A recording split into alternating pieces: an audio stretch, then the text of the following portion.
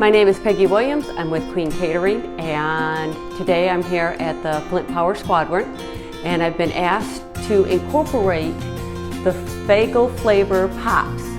So what I've done, I've created a menu that actually revolves around all the flavors, and I've tried to implement them and blend them with the different meats that I'm preparing.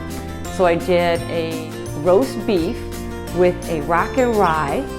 Oh my gosh, it is phenomenal. You've got just a hint of sweet, and then, I don't know if I'm allowed to say this, I put a little bit of Jim Beam bourbon because you've got the sweetness of the rock and rye, so I needed to take just a little of the edge off of the sweetness.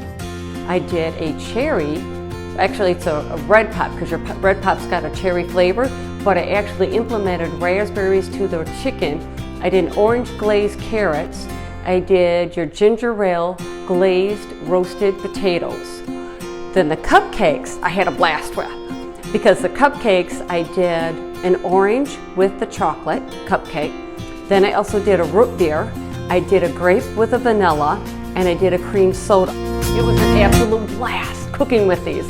And then having the flavors come out, oh my gosh, it was a riot.